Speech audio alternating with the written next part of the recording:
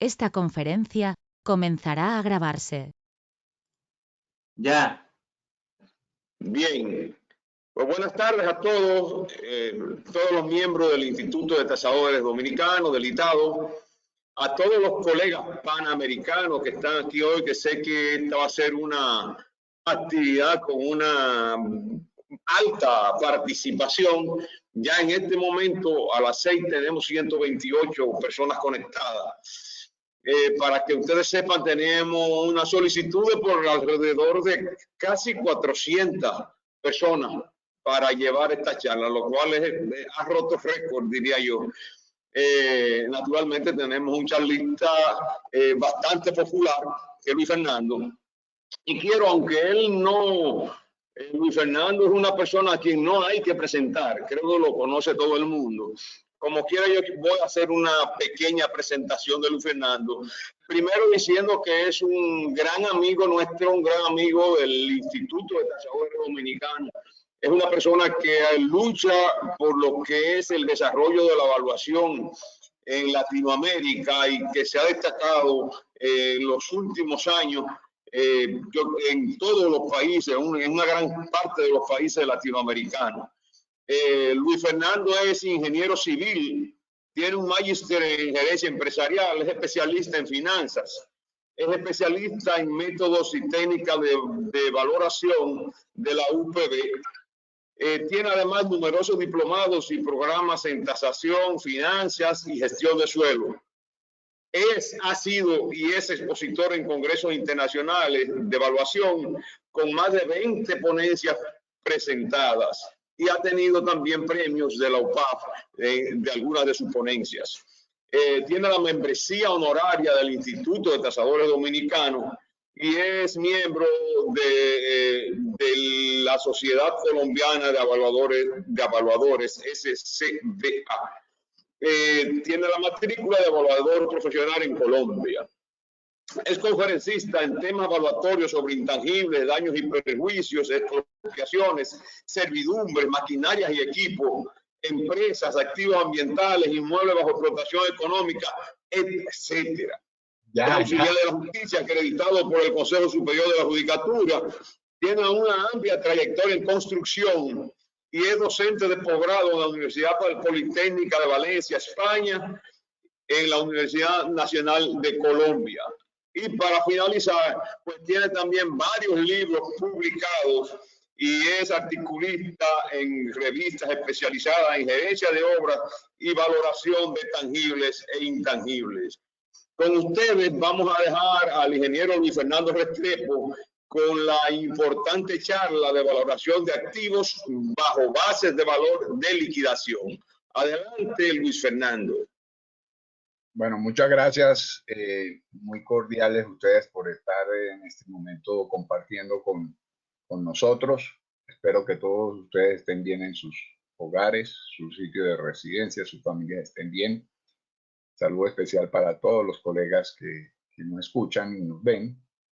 El día de hoy, en realidad, vamos a tener una charla, prefiero que sea así, una charla, una tertulia, en la cual les voy a exponer una propuesta que ya tiene alrededor de 3 décadas que la estoy todavía sensibilizando. Ha tenido algunos ajustes gracias a las sugerencias y al feedback que he recibido de unos cuantos colegas juiciosos que la han analizado en sus países y que pudiera esas sugerencias haber mejorado o permitido mejorar lo que hoy... Lo que hoy aunque estoy apagado, yo estoy escuchando que bueno, ahí te escucho cuando tú estás hablando.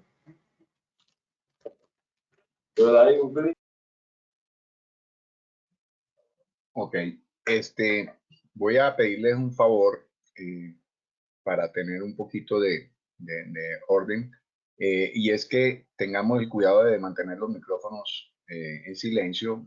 Van a tener oportunidad, al menos por mí, van a tener oportunidad de hacerme las preguntas que a bien tengan.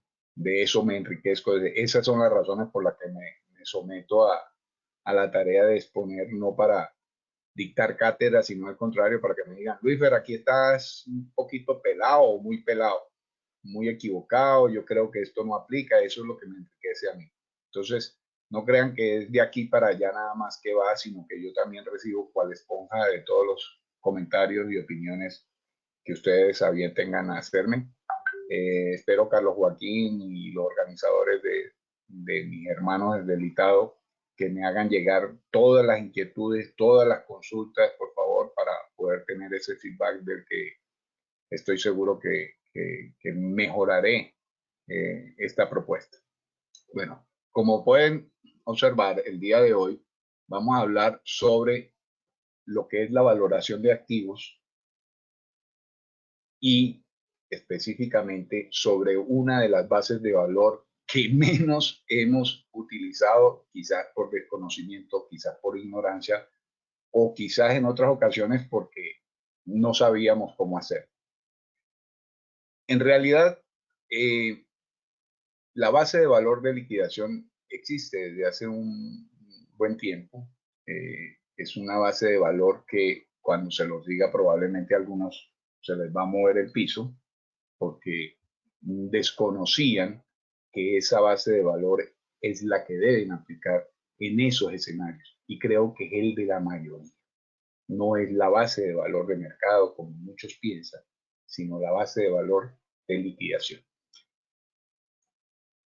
Vamos a empezar por hablar de eso, los protocolos iniciales bajo el marco de las IBS, que son las normas que hemos adoptado la mayoría de las asociaciones que estamos vinculadas a la UPAP. Nos regimos por un acuerdo internacional en el cual hemos decidido adoptar las normas IBS, International Valuation Standard, o las normas internacionales de valoración. Esas normas tienen unos componentes que nos permiten desde el principio organizar nuestro trabajo, pero es que tampoco sabíamos ni siquiera cómo entenderla, o hasta ahora que después de Panamá, tengo que decirlo con esencia, desde Panamá se ha instaurado como una actividad de conocimiento de las normas que aplaudo el esfuerzo que están haciendo varios colegas en todo el continente. Permanentemente aplaudo esa gestión de la UPAP de darlas a conocer de manera recurrente, porque son fundamentales a la hora de nosotros considerar el encargo valuatorio que nos es solicitado. La base de valor es la parte piramidal, la que está en la cúspide de la pirámide. Es lo primero que nosotros tenemos que determinar qué base de valor vamos a utilizar en nuestro encargo valuatorio. Y para ello debemos respondernos dos preguntas, nada más. ¿Quién nos lo pide y para qué nos lo pide? Con ello vamos a encontrar la finalidad de la valoración que queremos realizar. Entonces, en primer lugar, si ya tenemos respondida la pregunta de quién nos lo pide y para qué nos lo pide, nos hacemos otra pregunta. ¿Qué información se tiene disponible o está al alcance para hacer el encargo que nos han solicitado? Con eso podemos hacer el enfoque evaluatorio, que es el segundo paso que debemos desarrollar en ese encargo. Entonces, cuando sabemos qué información tenemos disponible y qué información podríamos obtener para realizar ese encargo, terminamos haciéndonos una tercera pregunta. Ahora bien, con ese enfoque evaluatorio, viendo lo que me permiten las normas legales y las normas técnicas como la IBS, debo a ver qué son o cuáles son los métodos valuatorios pertinentes para darle cumplimiento a lo que me es requerido. Entonces allí veo qué metodología es la adecuada y en función de la metodología o de las metodologías ya veré cuáles son las herramientas de apoyo a los métodos valuatorios que yo decida. ¿Por qué hago esta aclaratoria? Porque lamentablemente una de las grandes dificultades que habíamos tenido es una confusión semántica, bibliográfica y de muchas naturalezas en la que confundíamos que el método de valoración de comparativo por corrección simple o múltiple era el método comparativo de mercado. Y ya paré de contar, esa es la herramienta. No, es que empieza desde el enfoque evaluatorio. Todo empieza, y lo voy a mostrar en un gráfico quizás un poco más digerible, que es este, que también lo diseñé como para poder explicar en qué consiste nuestro protocolo inicial del encargo evaluatorio. Una vez que a nosotros nos llaman y preguntamos quién lo pide y para qué, vamos a saber si vamos a hacerlo bajo bases de valor de mercado, si lo vamos a hacer bajo bases de valor de renta de mercado, si lo hacemos por valor de sinergia o de plotage, si lo hacemos por valor de liquidación, si lo hacemos por valor de equitativo y si lo hacemos por valor de inversión. Todas estas bases de valor están definidas en la IBS. Todas, absolutamente todas, están en el capítulo 104 de las normas. ¿Ok? Pero una vez que ya tenemos las bases de valor claras, entonces podemos entrar a verificar cuál de los enfoques evaluatorios, o pueden ser varios, cuál de ellos puedo aplicar en la ejecución de mi encargo evaluatorio.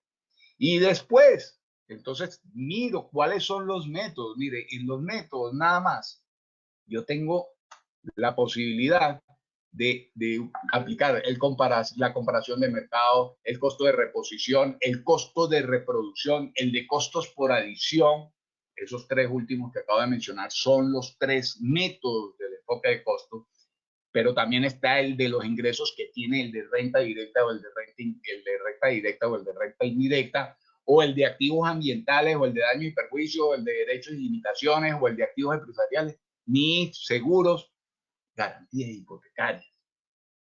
Y después de que tengo los métodos, entonces tengo también la posibilidad de buscar cuáles de las herramientas de apoyo yo puedo utilizar. Y allí me voy a dar cuenta que también tengo una buena cantidad de herramientas para aplicar. Tengo corrección simple, corrección múltiple, que es la muy conocida homogeneización, solamente que ha sido un tanto prostituida, pero esas dos herramientas fueron las que nos empezaron a distinguir de los contadores en la formación de valor a la hora de hacer un dictamen. Después, entonces, fueron apareciendo la de ponderación de factores, la de ratios, la de 2 beta, la de multicriterio, que ahora está muy de moda por las grandes bondades que nos permiten a la hora de conseguir los parámetros de ponderación. Las econométricas, que sí son bastante conocidas, que no es otra cosa que las regresiones lineales simples y lineales múltiples. La geoestadística, la de residual evolutivo, residual involutivo estático, residual involutivo dinámico, las de perpetuidad, flujos de caja espontados, daños patrimoniales, todo eso podemos utilizarlo dependiendo de las bases de valor, del enfoque, de los métodos y obviamente con ello decidir qué herramientas de apoyo puedo utilizar. Una vez que yo tengo claro esto, puedo seguir pensando entonces, ¿por qué yo hablo de valor de liquidación para la valoración de activos con fines hipotecarios? Y ahí es donde sé que muchos se van a sentir incrédulos. Y es que resulta que el valor de mercado, la base de valor de mercado, no es la aplicable de manera directa. Yo le estoy dejando al banco o a la entidad financiera, intermediación financiera, o a la entidad que maneja los recursos para cajas de ahorro o cooperativas de vivienda, le estoy dejando algo que me es obligado por norma a mí dictaminar. Y se lo estoy dejando a la técnica del más o menos, o de los dígitos oscilantes, en la cual todos esos colegas van a determinar nada más, supuestamente, porque así se los pide el banco y así me lo exige el banco y así me lo dice la entidad de intermediación financiera y así me lo dice fulanito de tal, estoy dejando de hacer lo que a mí me corresponde. Y a mí me corresponde, según las normas, en el artículo, las normas internacionales de información, perdón, las normas internacionales de evaluación, en la sección 80, en el capítulo 104, sección 80, dice base de valor, valor de liquidación. Y específicamente en el párrafo 80.1 dice, el valor de liquidación es la cantidad que se obtendría por realización cuando un activo o grupo de activos se venden de forma fragmentada. Algunos de ustedes, probablemente no muchos, saben la existencia de esta base de valor. Pero la gran mayoría, que por lo general trabajan para los bancos, no lo ha hecho, ni siquiera lo ha considerado. Y tiene bastantes implicaciones. Una de ellas es precisamente que al partir de una base de valor distinta, pues obviamente estamos acudiendo o dictaminando valores de manera errada y quizás también utilizando herramientas inadecuadas. ¿Ok? También dice la norma en ese párrafo que el valor de liquidación debería tomar en cuenta los costos de poner los activos en condición de venta. Generalmente nuestro dictamen no lo hace. Nosotros decimos este es el valor de mercado y le dejamos, como repito, a los bancos que establezcan que a partir del valor de mercado yo me descuento el 30%, no le doy el 100% de la garantía, pero debemos recordar que incluso a unas economías que considerábamos perfectas, como la americana, nos metieron en una crisis hace unos cuantos años con respecto a los commodities.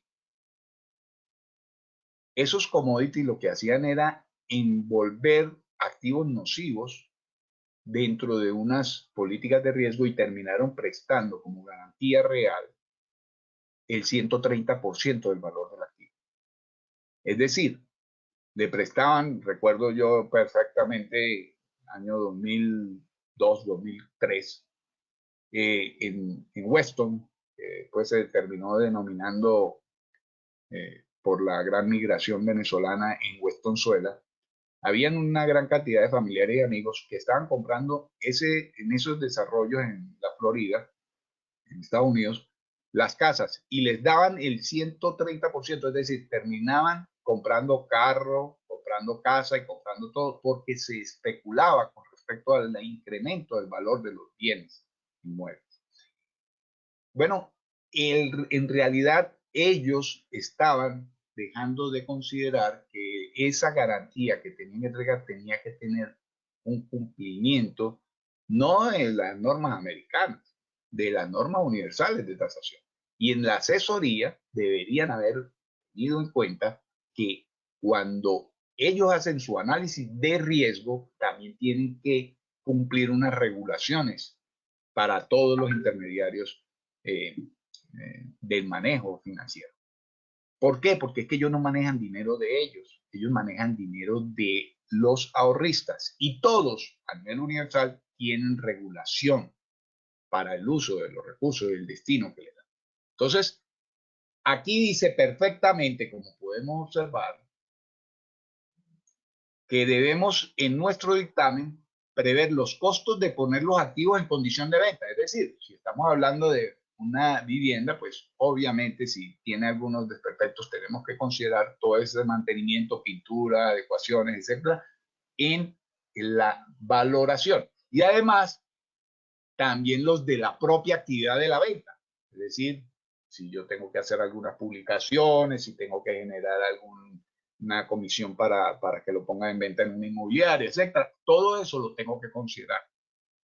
Y esa reducción no viene por un porcentaje que yo le quiera meter aleatoriamente o arbitrariamente. ¿Ok? Entonces, ahí tenemos que tener sumo cuidado, no lo estábamos haciendo. Y el valor de liquidación debe liquidarse en función de dos premisas. Eso también lo dice el párrafo 80.1. En el literal A, precisamente, establece que debe usarse la base de valor de liquidación bajo dos premisas de valor. La primera es para una transacción.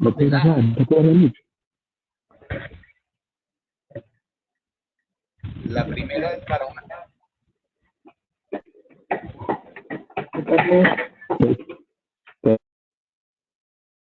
Por favor, apagar los micrófonos. Perdón, señor Vicente Luna, tiene el micrófono abierto. Por favor, vamos a cerrar todos los micrófonos, menos Luis, por favor. Gracias, José. Bueno, estaba diciendo que hay dos premisas de valor que obliga a considerar el párrafo 80.1 del capítulo 104 con respecto a la base de valor de liquidación. Y una es la transacción ordenada. En ella se prevé o se establece, y dice la norma asimismo, que esa transacción ordenada parte de un periodo de comercialización típico. Típico es el estándar que necesitaría un activo en el mercado para ser comercializado. Es decir, va a variar en función del activo y va a variar en función de el tipo de apetencia que el mercado tenga de él. ¿Okay? Pero hay otra que es la transacción forzosa. Y en esa existe un periodo de comercialización acortado. Y ahí está la sección 170 de las NIF para que vean en qué consiste. Yo traje un resumen de todo el contenido, tanto de la sección 160 como de la sección 170. En la sección 60, o sea, el 160, en la premisa de valor de liquidación, dice, una liquidación ordenada describe el valor de un grupo de activos que podría ser realizados en una venta de liquidación, dado un periodo de tiempo razonable para encontrar un comprador o compradores, estando el vendedor obligado a vender sobre la base de tal como está. ¿Ok? Esto es importante que lo digamos, porque este tipo de liquidación ordenada tiene un protocolo en cuanto al, por lo menos, el factor de ajuste que yo les traigo en propuesta, que es el periodo de tiempo. Ya van a ver por qué les digo, pero deben recordar que esto, periodo de tiempo razonable, también lo voy a explicar, dice que es para encontrar comprador o compradores estando el vendedor obligado a vender sobre la base de valor de cómo está. ¿Ok? Y en el párrafo 160.2 dice el periodo razonable de tiempo para encontrar un comprador o compradores puede variar, como lo había dicho antes, en función del activo y de las condiciones que para ese momento se encuentren en el mercado. ¿Qué dice la premisa 170 en cuanto, recuerden que la anterior era liquidación ordenada? ¿Ok? En esta sección vamos a hablar de la venta forzada y también les voy a explicar cuál es la diferencia entre unas y otras y cuándo aplica una y cuándo aplica. En el párrafo 170.1 dice que el término venta forzada describe una circunstancia en la que el vendedor, al igual que antes, está obligado a vender y no es posible un periodo apropiado de comercialización. Una venta de inmediato con un tiempo perentorio establecido de una manera específica por la legislación que nos impone o por la determinación de un tribunal, etcétera, etcétera. Y el precio que podría obtenerse en esa situación obviamente va a depender, eso lo sabemos nosotros los tasadores, dependerá de la presión a que está sujeto el vendedor y de las razones por las cuales no es posible realizar una adecuada comercialización. En otras palabras, la venta forzada no es otra base de valor, es la descripción de la situación bajo la cual se realiza ese intercambio. ¿Ok? Más adelante, en el párrafo 170.2 dice, si se requiere una indicación del precio obtenible, es decir, yo les digo, bueno, esto no puede venderse por menos, y de hecho en la legislación colombiana existe cuando entran en remate o en liquidación bienes inmuebles por determinación tribunalicia o por la razón que sea, se establece un valor mínimo de venta, eso para proteger obviamente también al deudor o a quien incurrió en la falta que obviamente no le van a quitar el patrimonio por la cifra que sea, ¿no? Y allí tendría un comentario al final, si me lo recuerdan, el comentario al final sobre esas valoraciones que hacemos nosotros con respecto a escoger herramientas inadecuadas. ¿Okay? Entonces, esa indicación de un precio obtenible bajo circunstancias de venta forzada tiene que ser identificado claramente en nuestro dictamen y las razones de la restricción sobre el vendedor. Es decir, cuál es la razón por la que es restringido para el vendedor, digamos, dilatar el proceso o hacer cualquier solicitud de incremento o lo que sea en el valor. Es que no le está permitido. Y además incluye las consecuencias de no vender en el periodo especificado. Es decir, le dice también que si no vendía en ese periodo, pues sencillamente, con toda seguridad, va a terminar siendo liquidado por una base de valor inferior a la que estaba establecida en la primera instancia.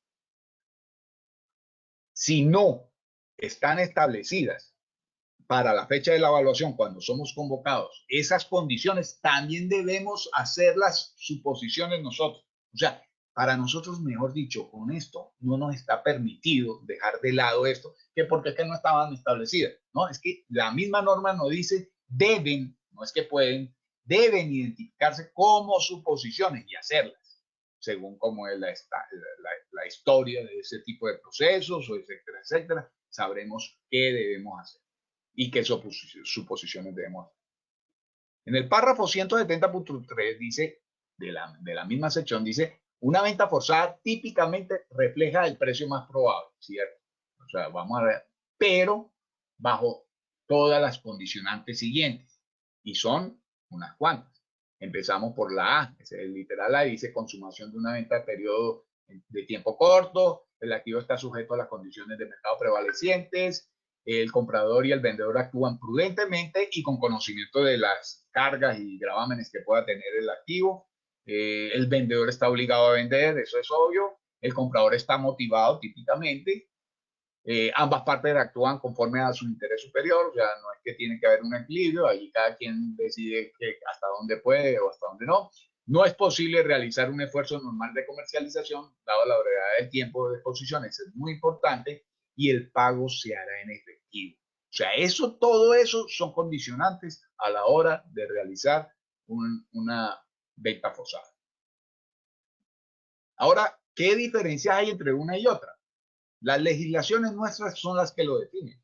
Y la liquidación, y no me refiero a la de Colombia solamente, todas las legislaciones nuestras en Latinoamérica, porque estuve revisando y ahora que hablé temprano con José Alberto le estaba diciendo que estaba revisándolas precisamente para no incurrir en un exabrupto, pero es que las legislaciones tanto en derecho civil como en derecho administrativo son muy similares en muchos de los articulados y en muchas de las previsiones. Entonces, estas vienen ambas, liquidación ordenada y venta forzosa, están en distintas áreas del derecho.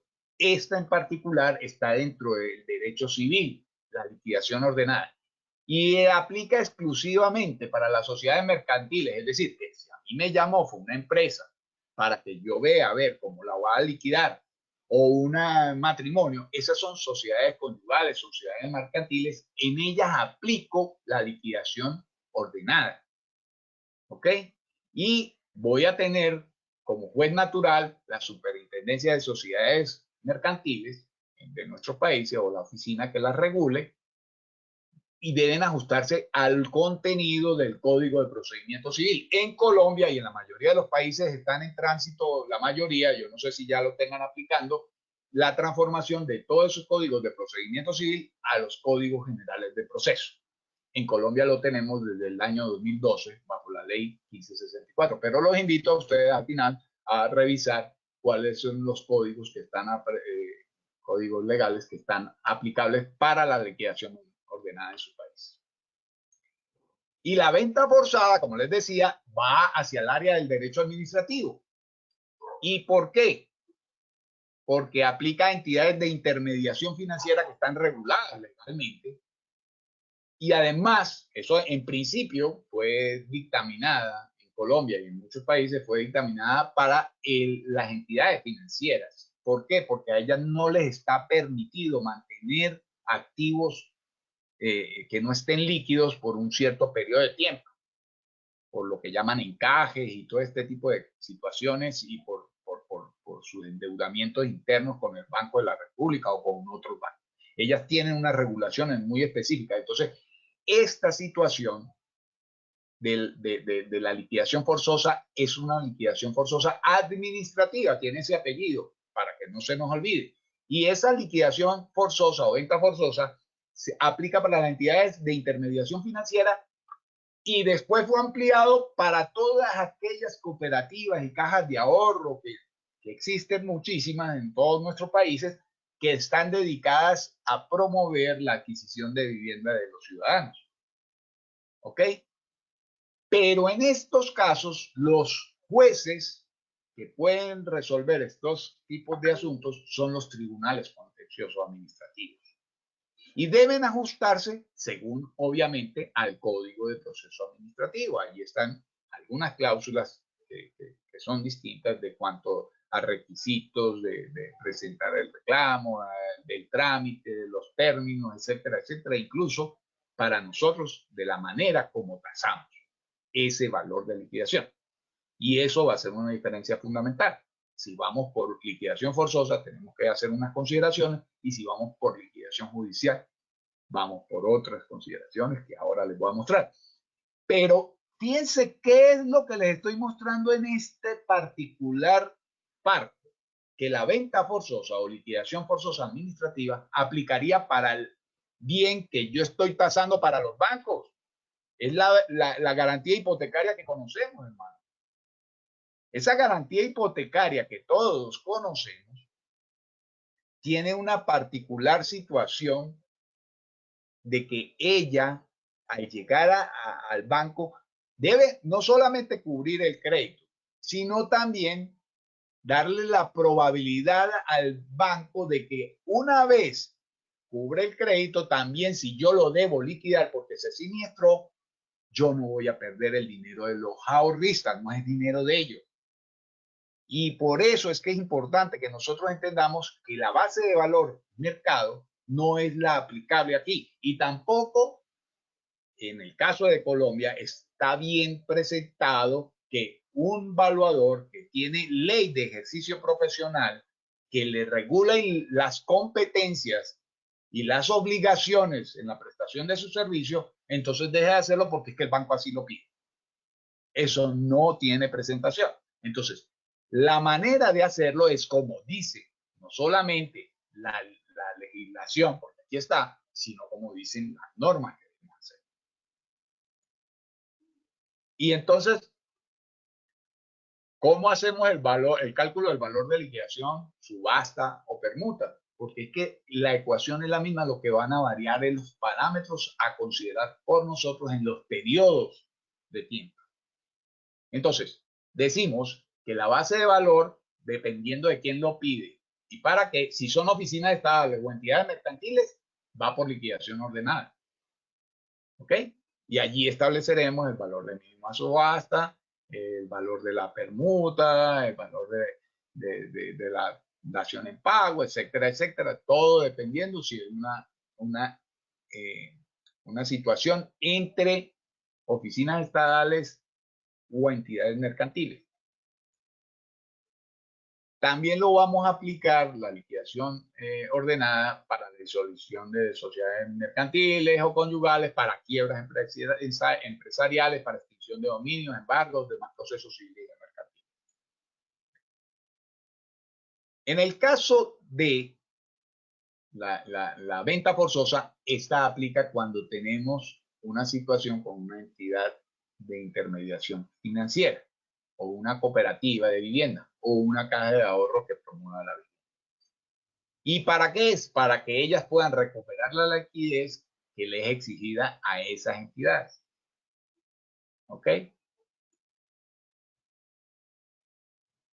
Ahora miremos por qué sigo, insisto, que es que las normas estaban ahí y probablemente no lo sabían. En el alcance del trabajo que está establecido en el capítulo 101 de las IBS, En la sección 20 y en el párrafo 20.3 establece claramente en la parte que dice propósito de la valoración que en el literal F específicamente de ese párrafo dice el propósito para el cual se está preparando el trabajo de evaluación debe, no es que puede, ser claramente identificado, ya que es importante que el asesoramiento de evaluación no sea usado fuera del contexto o para propósitos para los cuales no se pretende.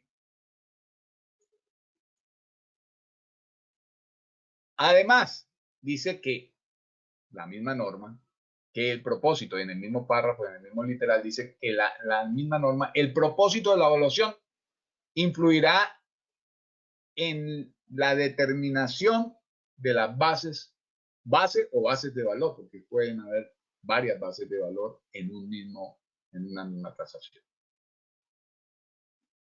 Además, en esa misma sección, mismo párrafo, pero en el literal G, podemos leer con claridad que dice que así lo requiere la misma norma en el capítulo 104, bases de valor, la base de evaluación debe ser la apropiada para el propósito.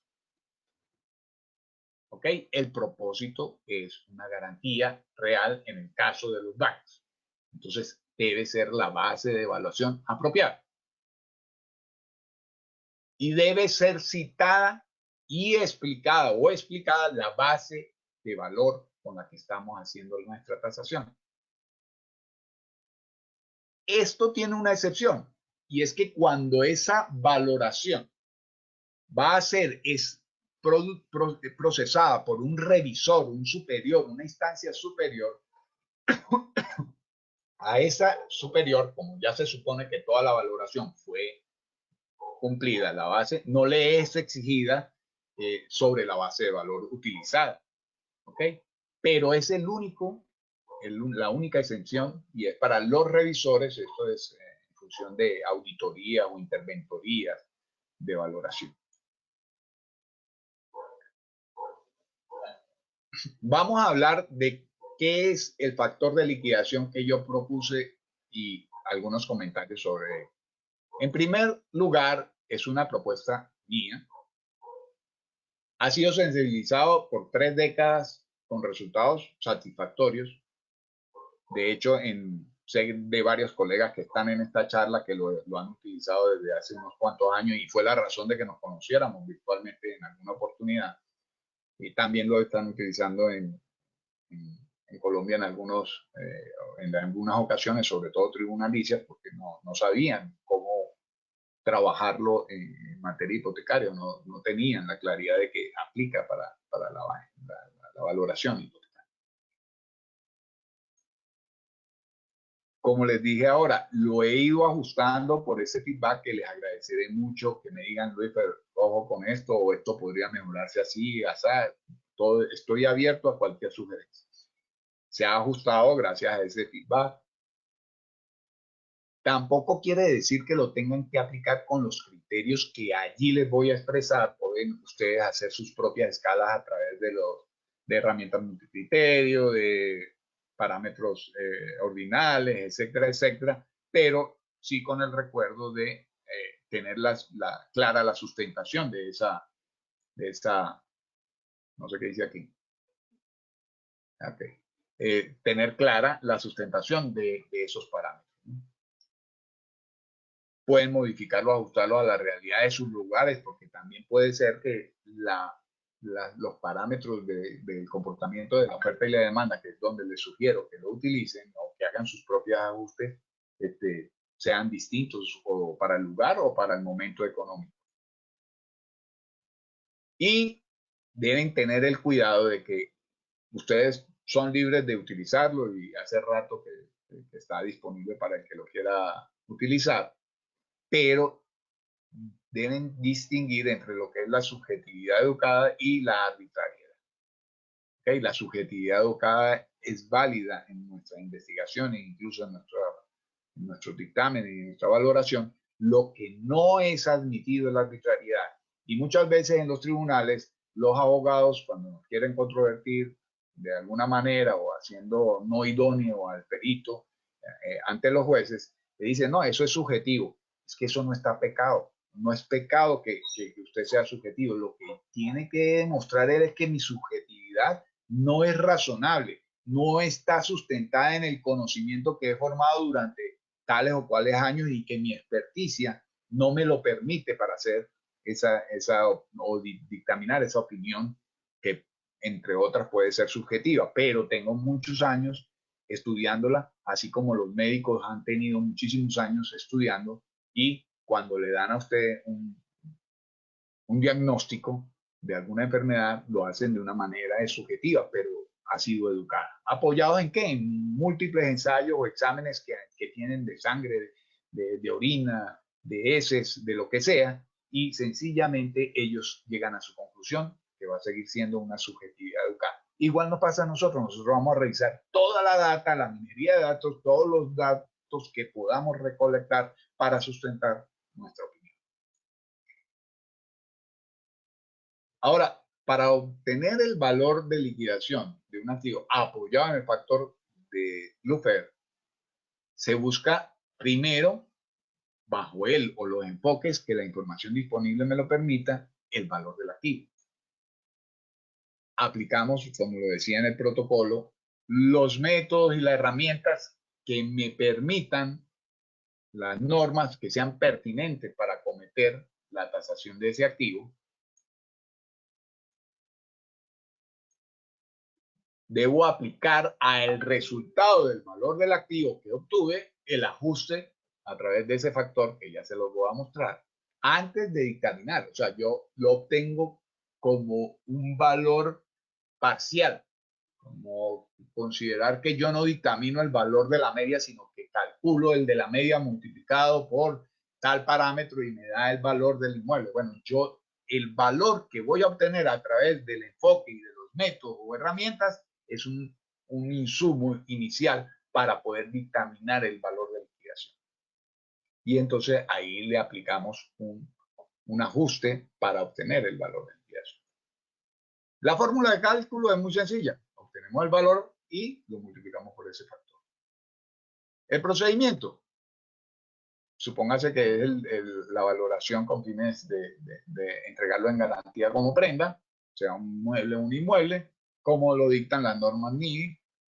Una vez obtenido el valor del activo, se procede a realizar el ajuste para encontrar el valor y se obtiene ese valor de liquidación con un parámetro que me cumpla no solamente con lo que dice la norma internacional de evaluación, sino con la legislación de cada uno de nuestros países. ¿Ok? Es decir, yo tendré que saber si es, y así lo debo decir en mi informe, si es el valor de liquidación ordenada o el valor de venta forzosa. En el caso de las EIF, o las entidades de intermediación financiera, recuerden que el negocio de ellas no es hacerse vendedor de bienes, es decir, que se le siniestre el crédito a todo el mundo y prácticamente usted le hizo una venta disimulada con un gran descuento para que ellos lo vendieran. Ese no es el negocio de ellos. El negocio de ellos es el rendimiento de la intermediación financiera en la que se concentra. Y puede ser para que el receptor de una garantía o el que acepta una permuta, por ejemplo, en nuestro mundo inmobiliario es muy común que uno diga, bueno, tengo este proyecto inmobiliario, por allí debe estar Fabio García, y entonces cuando están vendiendo un producto inmobiliario en Baní o en donde construyó recientemente, llega alguien que dice, uy, pero es que yo tengo un apartamentico donde vivo desde hace 15 años. Bueno, en el promotor está la posibilidad de recibirle como parte de pago ese activo, pero él debe saber en cuánto lo va a recibir. Y usted puede ser convocado a que le hagan esa valoración para saber en cuánto se lo puede recibir, porque a él le interesa hacer la venta de su activo, del producto que está desarrollando. Pero probablemente deba saber con claridad hasta cuánto le puede recibir esa permuta. Es decir, bueno, yo te recibo, ¿cómo es que le dicen? Unos cuartos en República Dominicana, unos cheles, le recibo tanto en plata y le recibo su apartamento. Y él tendrá que saber que mañana o pasado va a tener que liquidarlo para obtener otra vez el dinero que correspondía a su venta. Para eso podemos también prestar nuestro servicio, y bajo esa premisa también podemos hacer valor de liquidación.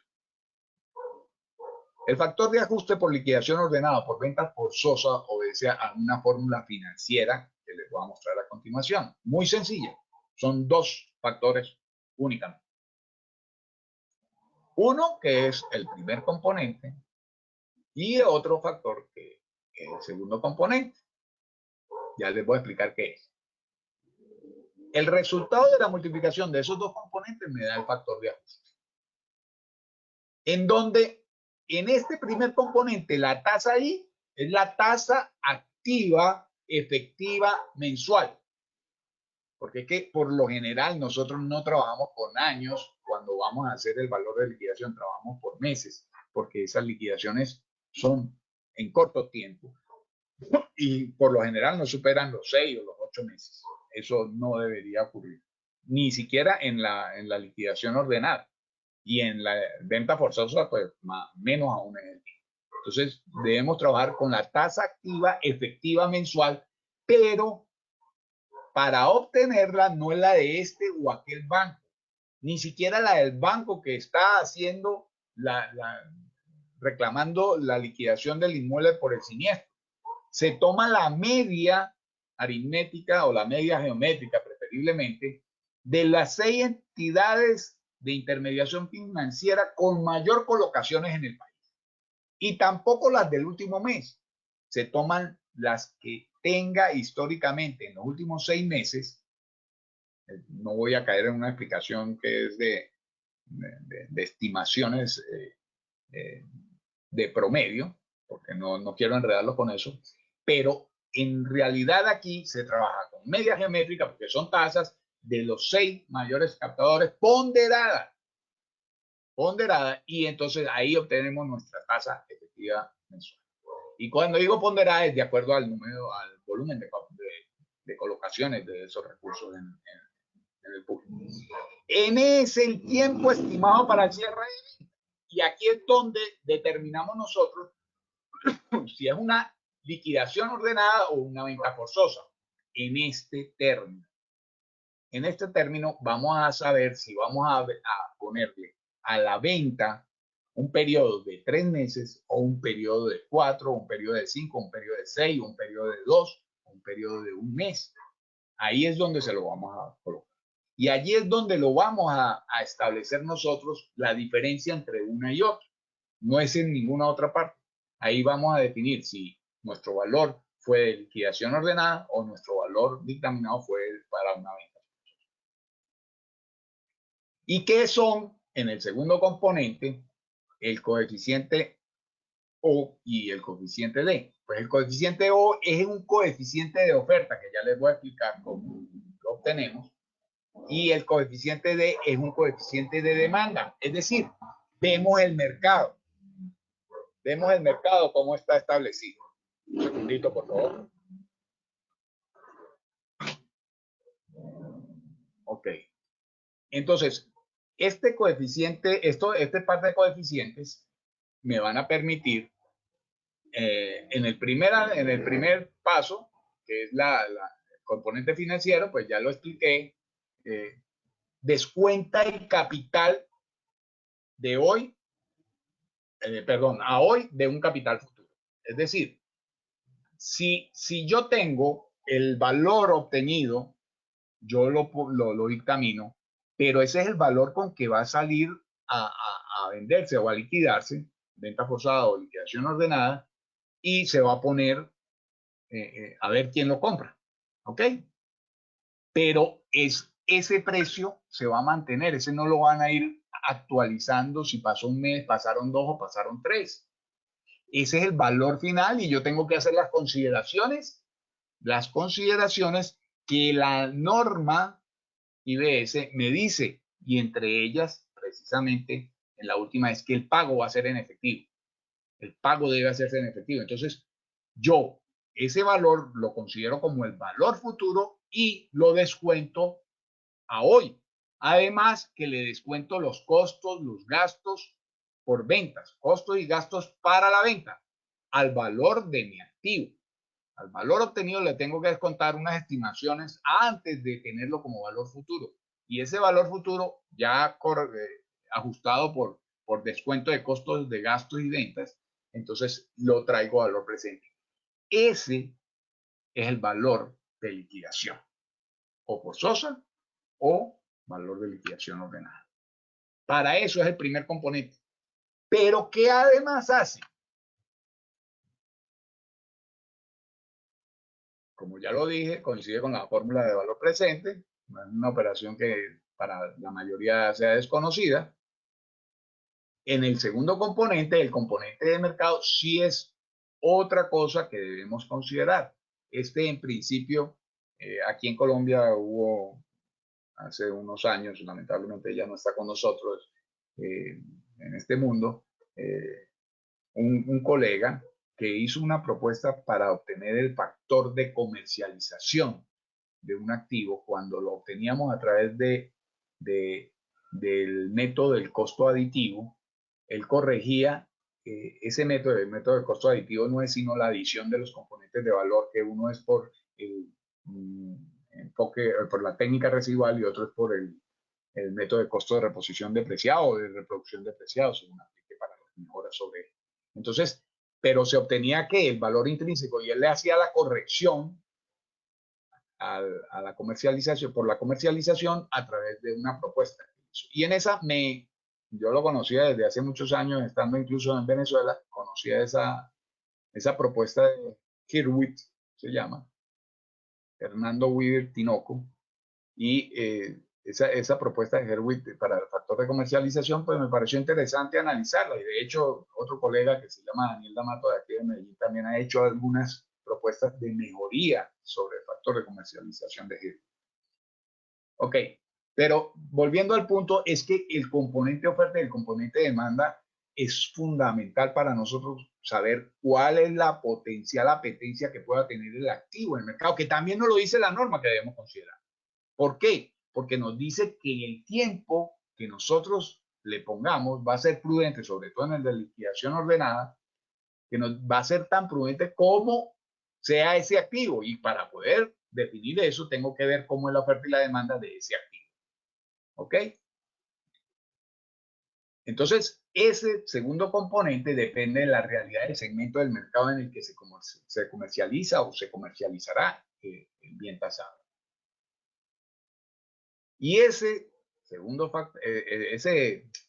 componente, en el componente, en el coeficiente de la oferta, podemos establecer estos parámetros. Les repito, estos son los parámetros que le decía que han sufrido ajustes en los últimos años en función de las opiniones y del feedback que he ido recibiendo. Pueden revisarlo a ver si se aplica en sus ciudades, en sus lugares de residencia, a ver qué tal les va con estos mismos parámetros, pero les digo que deben hacer sus ajustes. ¿Qué hicimos? Bueno, considerábamos una escala cualitativa, que siempre es muy fácil conseguir, que sea la opinión que tú recibes o te da un corredor inmobiliario o alguien que está vinculado al mundo inmobiliario, en que hay una condición de oferta excesiva, considerable, alta, regular, balanceada, moderada, baja, escasa y exigua. Suponiendo que esas, que también son las mismas escalas que utilizó Herwit, fueran las que utilizáramos para volverlas cuantificables, pues entonces estos fueron los resultados de todos estos años en los que hemos ido ajustándolas. Debo decirles que en principio esta era un 0.8 y esta era un 0.65 y se han ido ajustando hasta donde están en la actualidad. ¿Ok? Por ahora, y creo que las tendré que seguir ajustando incluso en Colombia, porque es que dependen del comportamiento con la economía, hasta que no encontremos una manera específica de volver estas variables cualitativas en un número razonable, porque es que lo he intentado a través de herramientas multicriterio y lamentablemente a los expertos que consulto, pues me resultan que no tengo consistencia en su respuesta y eso ha sido un problema. Entonces, por ahora, esto es lo que tengo para la condición de la oferta. Y en el caso de la condición de la demanda, van a ver que es la inversa. La exigua está de primera y la excesiva está de primera. Pero los parámetros son prácticamente los mismos. O los mismos. Miren. El último era 0,150, el primero 0,60, o sea, es una escalación invertida. Y esa situación nos pone que al momento en que la oferta y la demanda estén balanceadas, es decir, hay un equilibrio en el mercado, va a ser un 0,4 por un 0,4, eso nos da 0,16, o sea que el factor de multiplicación sería 0,84. Multiplicando a el valor del componente financiero. Eso a grosso modo como una explicación rápida de cómo opera. ¿Ok? Una consideración final. El valor de liquidación del activo inmueble, maquinaria, equipo o premio, obtenido en el proceso de evaluación bajo la base de valor de liquidación debe estar reflejado para un periodo de tiempo que corresponda, es decir, por liquidación ordenada o por venta forzosa. Eso es fundamental que lo tengamos en consideración a la hora de definir esta N. Está aquí, esta N, tenemos que tenerla muy clara. Y ya les expliqué que en este par de coeficientes tenemos que tener el sumo cuidado de adecuarlo a nuestra realidad en nuestra zona. Vamos a ver, no un ejemplo numérico, sino algo sencillo de aplicación rápida por el tiempo que no. Supongamos que usted requiere un préstamo de 125 millones de pesos y ofrecen en garantía real una bomba estacionaria para concreto fluido. En la construcción estamos muy habituados a escuchar esos términos y ese tipo de equipos. De hecho, esto fue un caso real en el 2006.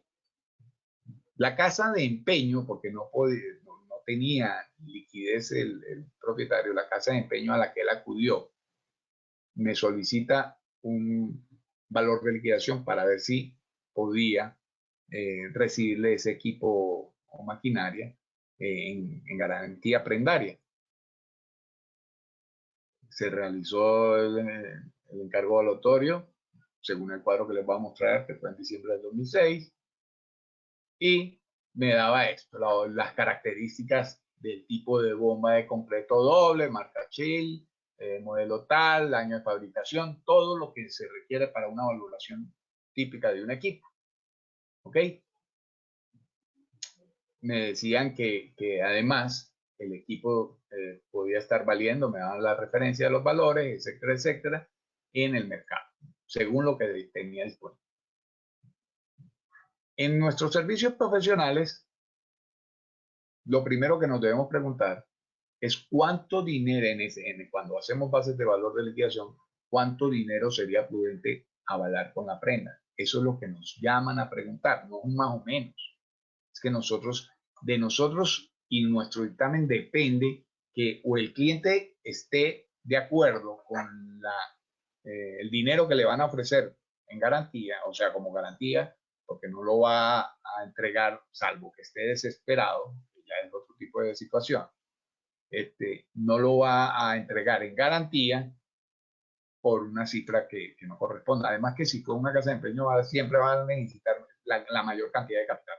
Y suponiendo que usted está asistiendo es a la casa de empeño o al cliente, siempre le va a dar el mismo valor, debería darle el mismo valor en ambos casos, tendría que saber para ambas situaciones cuánto es el dinero que sería prudente avalar con esa prenda, porque este negocio no se trata, parto de la utopía, porque muchos hablamos y sabemos las historias que tiene la usura, ¿ok? Pero debería partir del hecho de que el que presta dinero con garantía prendaria está interesado en colocar el dinero y obtener un rendimiento que seguramente son tasas mucho más altas que la de la banca. Eso debería ser la única diferencia. ¿Ok? Y también saber si ese bien está en las condiciones operativas, que ya es un análisis técnico, que pueda cubrir esa garantía. O por cuánto se puede permutar en el caso de que así lo fuera, para recibir como parte de pago o para darlo como parte de pago en una operación que se quisiera hacer, en un trueque, llamémoslo crudamente. Entonces, lo primero que nosotros tenemos en un protocolo evaluatorio, por lo general, siempre, es la inspección técnica. ¿Ok? Nosotros primero que nada hacemos una inspección técnica y cuando digo esto, la mayoría de la gente dice, bueno, pero si yo no sé de maquinaria y equipo. Mire, lo que usted necesita es saber y manejar muy bien las herramientas de valoración, conocerse muy bien las normas y los protocolos y todo lo que debe hacer un evaluador. Y asistirse por gente que sí sea experta, porque hay que conseguir a una persona experta en todos los tipos de maquinaria o equipo, o en todos los tipos de obras, o en todos los tipos de cultivos. A la hora de hacer una tasación, va a ser muy difícil. Usted va a tener que buscarse a alguien que sepa de eso y que usted tenga una formación básica que le permita, en todo caso, entender los reportes que le va a dar y además poderle sugerir qué es lo que más le interesa de todo lo que él va a levantarle como informe. ¿Okay? Entonces la inspección técnica, usted se hace acompañar por ese tipo de personas. Seguidamente viene la parte de la minería de datos, que es la investigación, información que recoge por acá o información que le es suministrada directamente por el solicitante para finalmente hacer su estimación de valor. ¿Ok? Ese es un protocolo universal para todo lo que hacemos, sea de daños y perjuicios, sea de lo que sea, siempre vamos a tener algo similar, quizás no una máquina, sino otro tipo de activo y quizás no un activo tangible, sino un derecho tasado y veremos a ver qué es lo que estamos tasando. Pero es un protocolo que aplica para. Tenía unos datos que pude recoger en la minería de datos sobre el equipo y entonces decía que el equipo está 100% operativo.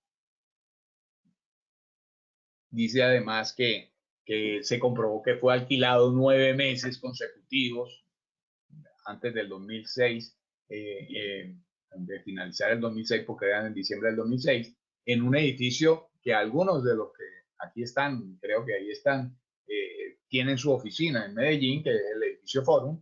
Esa bomba fue utilizada porque tenía tubería para bombear concreto hasta 100 metros de altura. ¿Ok?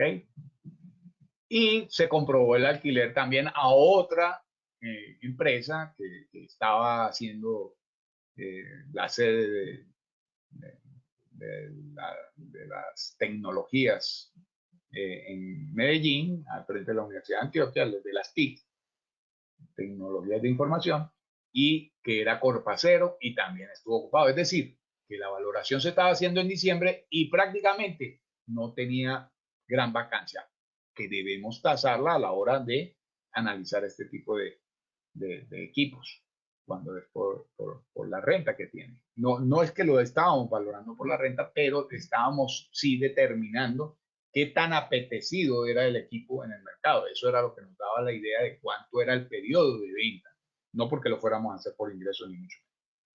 En Medellín no había otra bomba en ese momento de esas características y que, como les acabo de mencionar, había una muy baja vacancia. Toda esa investigación me permitía a mí saber cuál era la posibilidad de tener los coeficientes de oferta y de demanda para calcular. De la investigación del mercado también se logró alguna información, obviamente, en la minería de datos, y se determinó que la oferta era escasa y la demanda era alta, porque la construcción estaba repuntando, estaba en un ciclo en el que estaba volviendo a salir de una crisis en la que habíamos estado.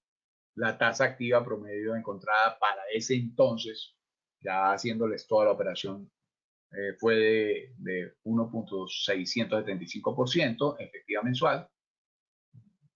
Y el perito, después de todo su análisis, en resumen, determina que un equipo de esa naturaleza pudiera encontrar un comprador en un tiempo máximo de 3 meses, a los cuales hay que sumarle otros 3 meses que normalmente transcurren antes de considerar que el cliente no va a poder honrar el pago. ¿Por qué les digo esto?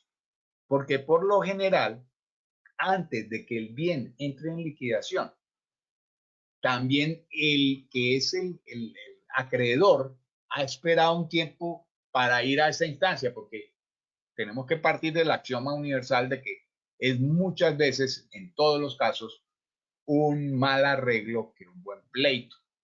Entonces, es muy probable que el acreedor le haya dado unos chances de espera en la mora de los pagos, etcétera, hasta que dice, bueno, ya no más. Pero esos primeros 3 meses sí me los daba el cliente al que yo le estaba haciendo, que era el dueño de la empresa prestamista, ¿ok?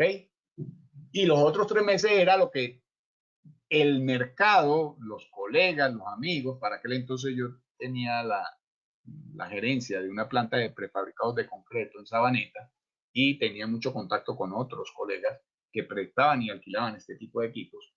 Y entonces ellos me decían, no, Luis, pero esa bomba se la arrancan de las manos. El problema es que como tiene que pagársela de contado, hay que considerar que es probable que se la quiten hoy, pero que la terminen pagando dentro de 3 meses. Entonces usted tiene que considerar que es a los 3 meses que terminó haciéndose el pago efectivo. ¿Ok? Esa es la consideración particular. ¿Ok? Bueno, entonces el cálculo es muy sencillo. Ya tenía por la metodología que hubiera definido, el enfoque que hubiese decidido utilizar, cuál era el valor. ¿Ok? Y en el primer componente tengo los 3 más los 3 son los 6 meses, ¿verdad? Y esta es la tasa media de los principales bancos para aquel entonces en colocaciones, la tasa activa. Y entonces aquí la pongo en el denominador, pero la pongo en decimales. Eso es importante que lo recuerden. Y después dije que la oferta era escasa y la demanda era alta.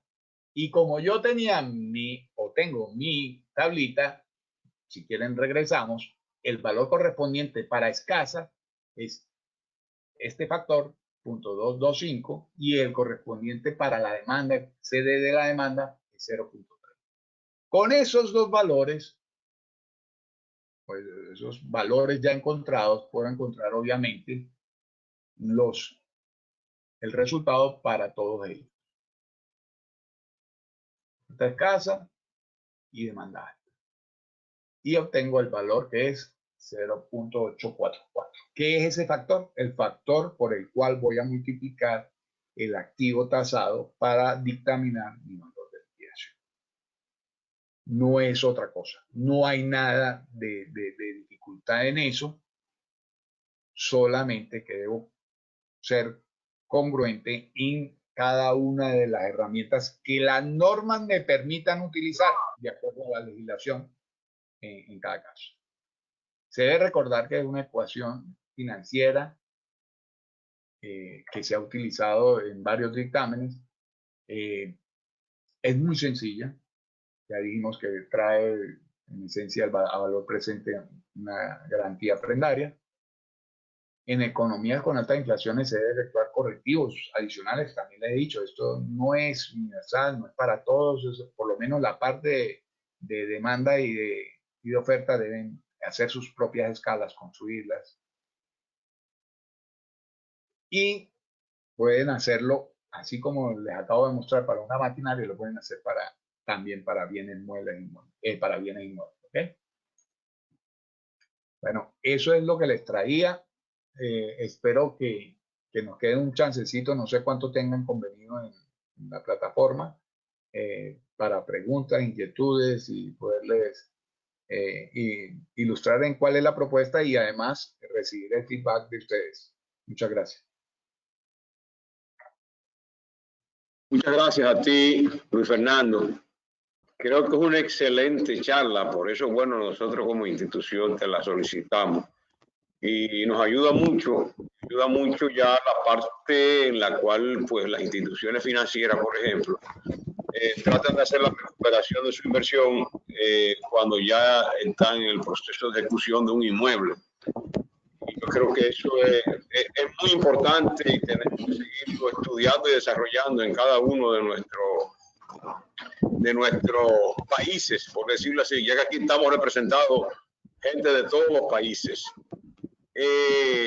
Nada, vamos a un turno de preguntas.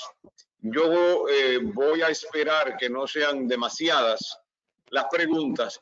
Vamos a hacer 10 preguntas en principio y las demás le voy a pedir a las personas que nos las tramiten al correo del Estado para nosotros hacérsela llegar a Luis Fernando.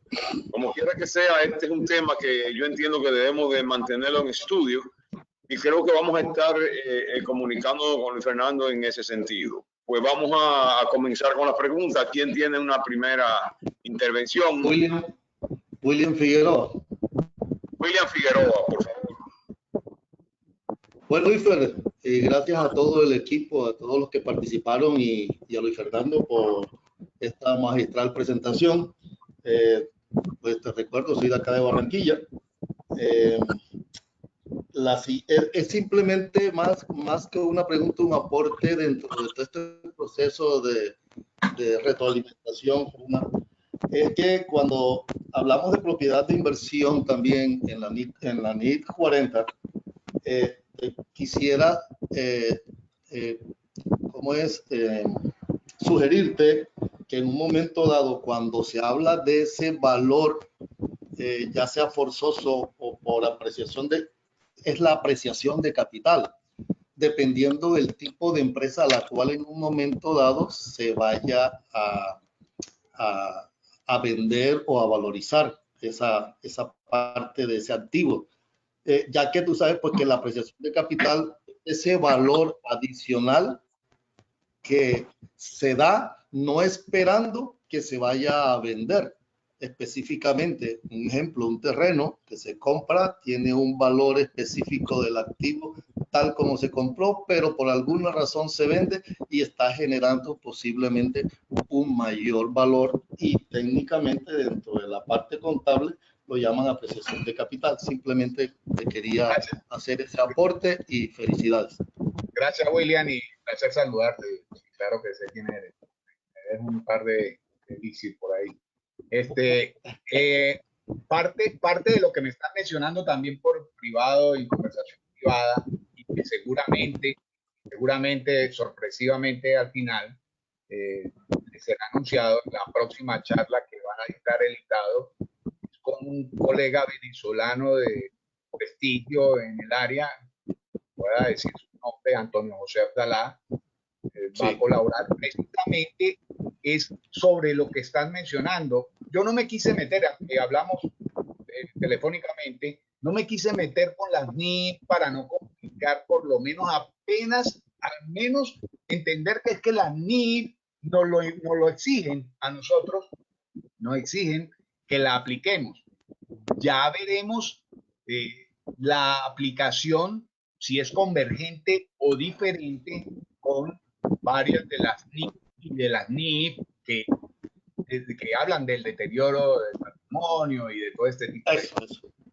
Entonces, ya eso va a ser tarea que habrá que preguntarle a Antonio José en su próxima exposición, porque estoy seguro que ahora se los anuncia para convocarle seguramente para una fecha posterior, pero he entendido que el licenciado José Manuel Domínguez ha adelantado bastante la gestión con el doctor Abdalá y sé que nos van a enriquecer seguramente a futuro sobre ese tema, que yo voy a ser el primero en la línea porque me interesa mucho si esta ecuación pudiera aportarle algo en la medición del valor razonable o del valor o sea que pueda aportarle en el mundo de la contabilidad.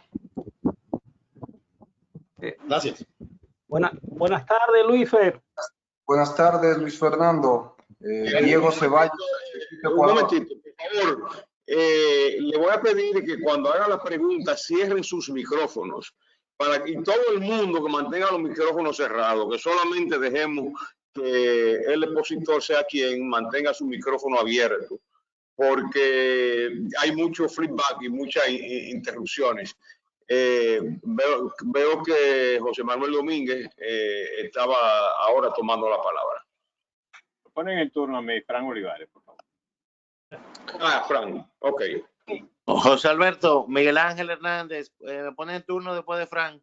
Buena. José Alberto, Tato Tejada, después de Miguel Ángel. Diego Ceballos de Ecuador, al final. Roberto Luciano, en el momento oportuno. Les propongo que lo escriban en el chat y ahí sacan el orden, ¿les parece?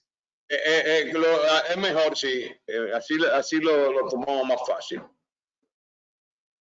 Tengo hasta ahora a Domínguez en primer lugar, que puede ir hablando, Fran Olivares y Miguel Ángel y Tato.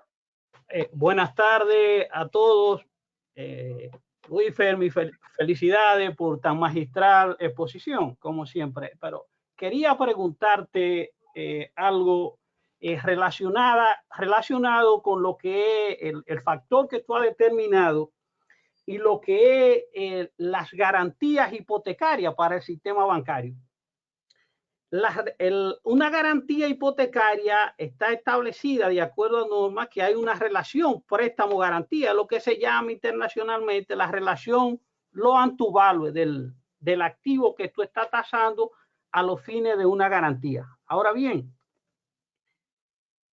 el periodo de realización de una garantía, de acuerdo a normas bancarias en el caso del país, tú tienes un plazo para tú realizar ese activo.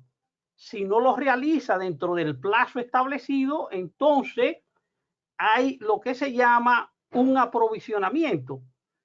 Esa podría incluirse esa variable que, como tú bien has señalado, tu modelo es flexible a eso. ¿Podría ponderarse o incluirse esa variable dentro de lo que podría ser determinar ese factor?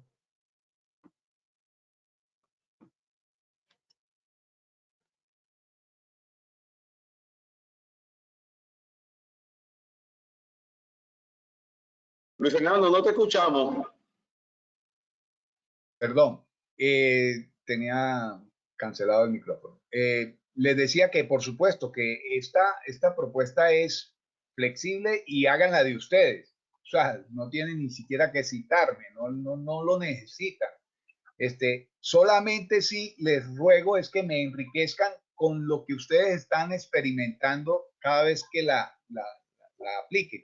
Y no sé si haya quienes quieran adentrarse un poquito, ya que bueno, que sé que Tato está allí, que sé que es juicioso, y que Frank también, que está en el mundo financiero, pudieran crear una comisión para analizar qué tanta aplicabilidad tendría en la República Dominicana o para asumirla. También vi que Miguel Ángel quiere estar allí y eso es importantísimo para mí porque sé que están en el mundo financiero. Y a mí me interesa enriquecerla, no decirle, mire, esto es lo que hay, tienen que hacerlo, sino que, como tú dices, José Manuel, lo más importante para mí, obviamente para ustedes, pues recibir y ver qué hay, pero para mí es ver cómo me puedo retroalimentar de todas esas pruebas y ensayos que hagan ustedes con esta propuesta. Seguramente tendrá miles de observaciones y comentarios que no me van a ofender ni me van a molestar en absoluto.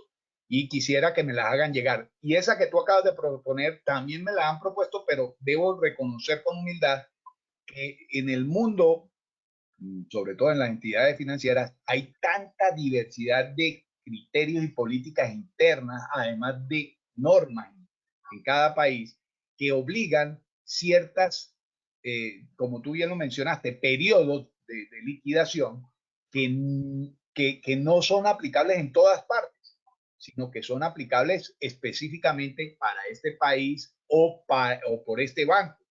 Y entonces esa universalidad es la que yo quisiera encontrar, que no la he podido conseguir, pero si ustedes la encuentran por acuerdos, por gremios que hagan esa tarea, pues sería magnífico para mí saber.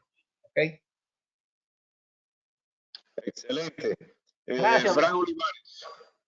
Sí, muy buenas tardes a todos. Luis Fer, excelente tu exposición y quiero hacerte una observación con relación a nuestro sistema. Nosotros estamos regidos por la Superintendencia de Banco y la Ley Monetaria y Financiera, donde establece un reglamento de cómo trabajar las garantías. En caso de ejecución de propiedades, cuando llegan a término, hay una contabilidad bancaria que también establece cómo proceder en estos casos. Me preocupa el asunto de que nosotros me voy a poner como banco, como institución financiera, no podemos vender a valor de liquidación forzosa. Tenemos que acudir a una valoración actualizada de esa propiedad para entonces colocarla a la venta, porque a raíz de los problemas que hubo en el sistema financiero en los primeros años de esta década, de la década pasada, hubo que establecer ciertas restricciones para la venta y la comercialización de esos bienes adjudicados. No sé, me gustaría saber tu opinión con respecto a de qué forma podríamos establecer la aplicación de esta fórmula en una propiedad que ya ha sido valorada al valor actual en las condiciones en que está al momento de la ejecución. Bueno, Frank, conozco muy bien muchísimo de las controversias que han existido entre el Estado y las entidades de intermediación financiera en tu país, y muchas de las coincidencias y no coincidencias en las que han llegado en muchas oportunidades. Yo me limito a solamente decirte, Frank, tendría que revisar qué dice el compendio legislativo en tu país con respecto a qué es liquidación ordenada para ustedes y cuáles son las entidades que deben someterse, porque lo que tú me estás manifestando sencillamente es liquidación ordenada, no es venta forzosa, como sí aplica en la mayoría de los países. Y la razón, como te digo, es porque el derecho administrativo está establecido precisamente para la aplicación de las entidades de intermediación financiera, porque no les es permitido en casi ningún país del mundo a las entidades de intermediación financiera, ni estatales ni privadas, les estaría permitido quedarse con un activo más del tiempo prudente. Por eso es que es forzada, por eso es administrativa también, y porque la regulan directamente por tribunales. En el caso de la liquidación ordenada, sí puede hacer lo que tú mismo estás mencionando. O sea, ellos prevén que ese bien va a ser liquidado en el mercado en un tiempo previsto, pero jamás, Frank, creería yo que la norma que a ustedes les regula impida que ustedes puedan establecer el valor de liquidación de una garantía y que deberían entonces que tirar a pérdidas los costos de venta, los costos y gastos de adecuación del producto para la venta, como lo dice no solamente mi legislación, sino que lo dicen las normas internacionales de evaluación, y lo vimos en los parágrafos y en los párrafos que cité. Yo los invito a que hagamos, si es su gusto, para mí sería un orgullo y magnífico que podamos hacer como un comité de revisión, a ver qué podemos proponer, porque nosotros podemos hacer propuestas, que nadie tiene la verdad absoluta, menos este mortal, pero seguramente sí podemos lograr que nuestras ideas o nuestras alternativas o nuestras propuestas pues lleguen a donde deben llegar, no porque lo diga tal o cual ley, porque yo de eso sí tengo bastante, de esa cabulla tengo un rollo completo, o sea, de que leyes equivocadas tengo miles, o que están incluso violando algún precepto fundamental constitucional. Entonces, me gustaría revisar eso que menciona sobre lo que le impone la ley a ustedes, a ver qué tan pertinente o consiguiente está con normas de mayor jerarquía, porque recuerda que las normas tienen jerarquía. Me gustaría saber eso. Muchas gracias. Excelente, excelente. Miguel Ángel Hernández H. Bien, buenas tardes, Luis Fernando. Muchas felicidades por la ponencia. De verdad que muy puntual y con datos muy interesantes. Voy a hacer algunos comentarios para cerrar en base a la opinión de Domínguez y en base a la opinión de Fran Olivares, y luego quiero hacerte un par de preguntas sobre este particular.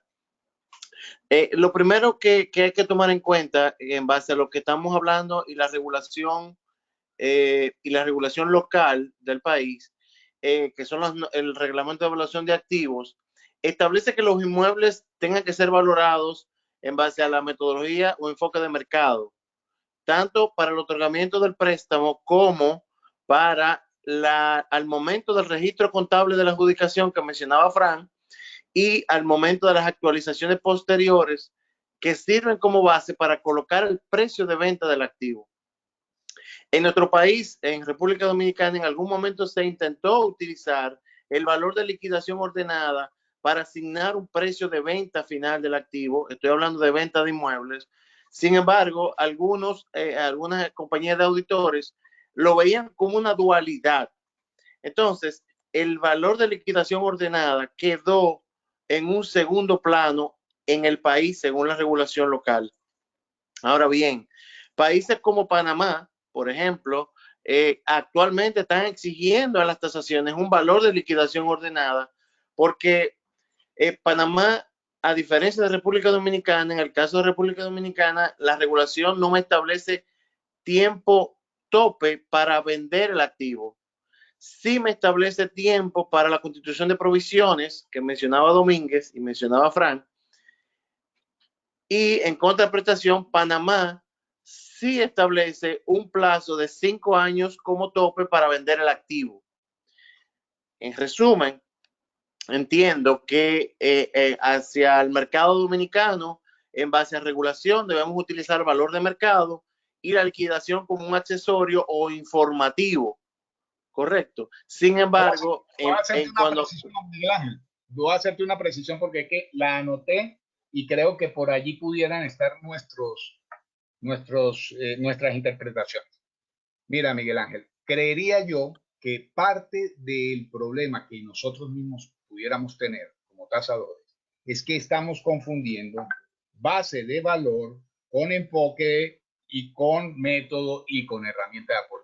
Cuando yo les propongo utilizar esta propuesta, yo no les estoy diciendo que no utilicen una herramienta de apoyo que tenga que ver con el mercado. Y ahí es donde existe el problema. Es que el problema no es como yo obtengo el valor, es que mis herramientas de apoyo, como lo mostré en la segunda diapositiva, es precisamente que una de ellas, el de corrección simple y el corrección múltiple, son de mercado. El de econometría es de mercado. O sea, yo estoy analizando el mercado, yo no estoy dejando de analizar el mercado. Yo estoy viendo cuál es la herramienta, según la información disponible, que es más pertinente. Pero recuerda que en el protocolo inicial yo dije bases de valor. Después dije enfoques, y puede ser el enfoque del mercado y el enfoque del costo. Y después dije métodos, y también les dije cuáles podrían ser. Y ahí hay una catajarra de métodos. Y después las herramientas de apoyo. Y esa distinción entre cada uno de esos procesos que acompañan el encargo evaluatorio es en la que yo creo que podemos encontrar esa divergencia en lo que estamos entendiendo. Yo creería que la ley de ustedes no está ajena ni distinta a la mía, solamente que estamos entendiendo que el valor de liquidación no puede ser realizado porque hay que hacerlo por mercado, y yo no estoy diciendo que no puede hacerse como herramienta de apoyo de mercado. Disculpa que te haya interrumpido. No, perfecto. Entonces, nos quedamos por este lado con el reto que para Fran, Domínguez, Tato, trabajar una propuesta porque, como tú bien señalas, es válido, pero hay que comenzar a evangelizar sobre los diferentes enfoques, métodos y todo lo demás para que las autoridades del país conozcan estas herramientas y las comiencen a valorar para ponerla en práctica. Bien, voy a cerrar, pero quiero hacerte 2 preguntas. Una de ellas habla de que los costos, el valor de liquidación ordenada debe tomar en cuenta los costos para colocar los activos de venta. No sé, no me quedó claro si en algún momento se toma en cuenta el lucro cesante de la propia entidad financiera. Eso es el primero.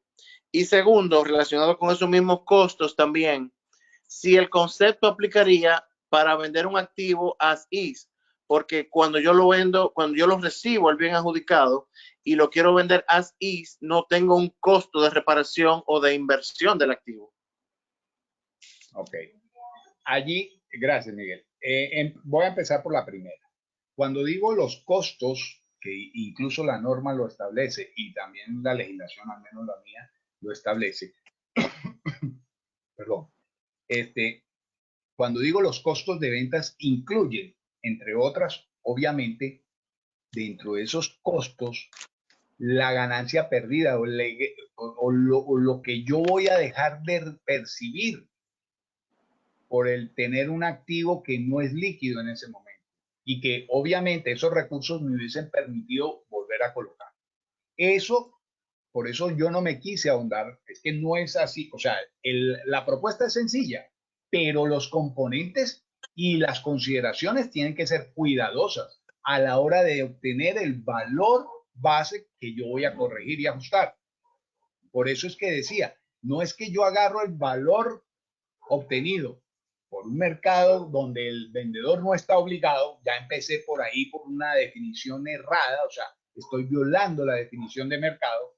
Cuando yo digo que valor de mercado, estoy contraviniendo lo que establece la definición de valor de mercado, porque el valor de mercado es el valor más probable de un vendedor libre de vender y un comprador libre de comprar si quiere, sin presiones de ninguna naturaleza. Y esa entonces no entraría aquí. Ahora, pero lo que sí puedo utilizar es las herramientas disponibles para análisis de mercado, para estimar un valor de mercado, no una valoración en base de valor mercado. Entonces, el lucro cesante de los costos y todas estas cosas, costos de ventas incluye, recuerda que en la primera parte subrayada decía, el costo de poner el activo en condiciones de venta. Así específicamente dice.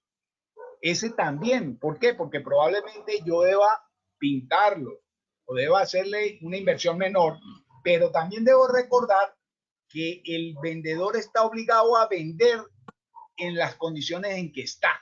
También me lo dice la liquidación ordenada. Entonces, debo tener todas esas consideraciones a la hora de tener el valor de básico, el valor bruto antes del ajuste. Y una vez que ya tenga el ajuste, que era la propuesta, pues así veremos qué tanto aplica. Y en cuanto al costo, perdón, se me olvidó la segunda, porque anoté costo no, y... La contestaste consolidada. Perfecto. Te agradezco. Gracias. Adelante, Tato. Ok. Digo, Luisfer, déjame decirte algo.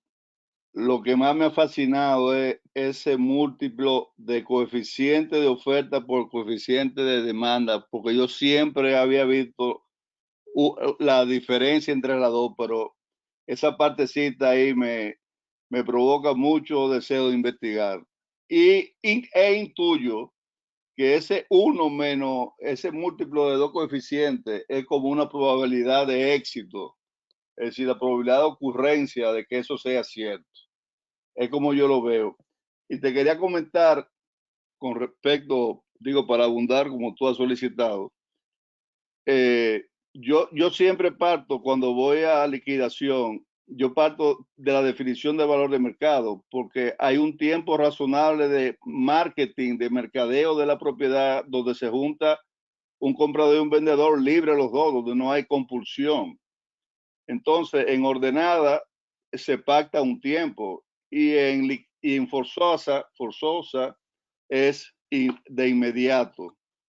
Y yo he aprendido con unas invitaciones que nos hacen en el Banco Popular, valga el agradecimiento, de cómo los tiempos que se dan de venta dependiendo del producto. Entonces, ¿qué yo hago?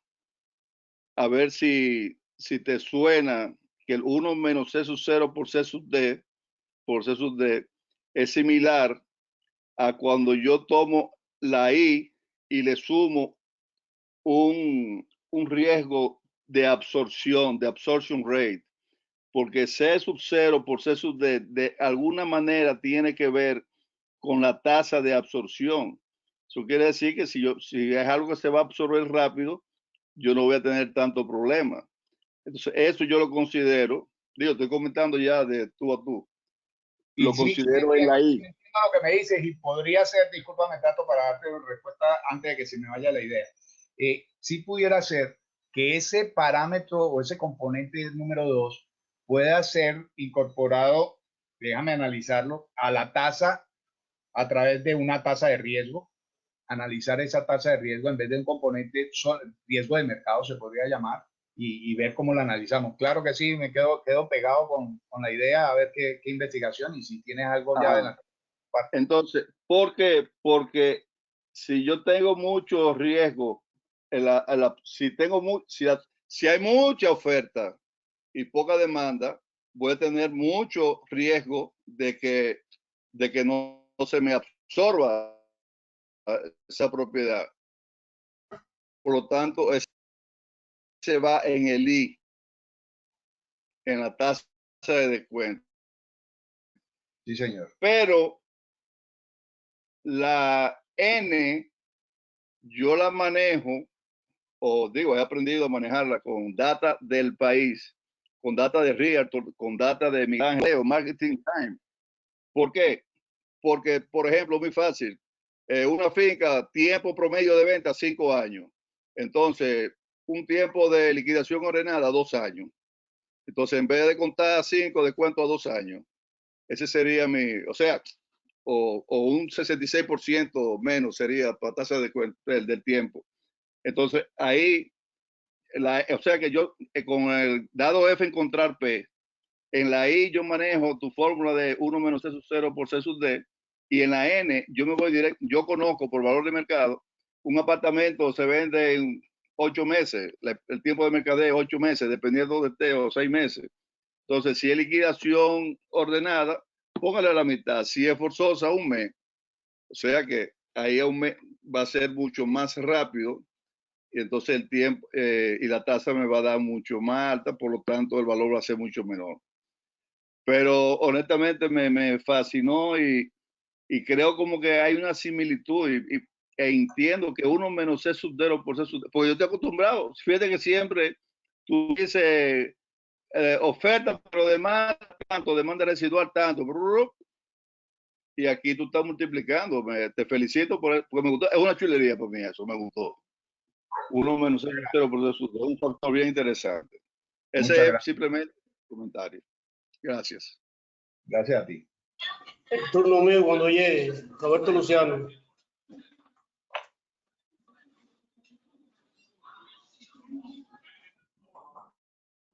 Quiero hacer una pregunta, José Vera. Dale, dale. Gracias, mi distinción, ingeniero Restrepo. Estaba Diego Ceballos también por ahí. Pero dale. Hay casos, ingeniero Fernando, que dueños de activos, dueños particulares, te piden una tasación de un valor de mercado, del valor para la venta. Y implícitamente infieren cierta desesperación y te preguntan así de manera, ¿cuánto vale y en cuánto es lo mínimo que pudiera venderlo? ¿Es aplicable tu propuesta a estas situaciones? Pero por supuesto, Roberto, de hecho, esa es en la más de las oportunidades en las que yo lo utilizo. Y fíjate que tu pregunta se parece mucho al ejemplo que puse de la permuta con nuestro colega y amigo Fabio. O sea, si a Fabio le ofrecieran, él quiere vender su edificación con todos sus apartamentos y dice, bueno, yo recibo este apartamento, pero ¿por cuánto? Como parte de pago. Siempre obviamente va a ser en ese tipo de permutas uno que va a tener mayor capacidad, no es que va a recibir para entregar dinero. Entonces seguramente lo va a recibir con una cifra inferior. Y esa cifra inferior, ¿cuánto es lo mínimo para yo saber que mañana lo pongo en venta y que lo más rápido posible va a obtener la liquidez y que no pierda en el camino?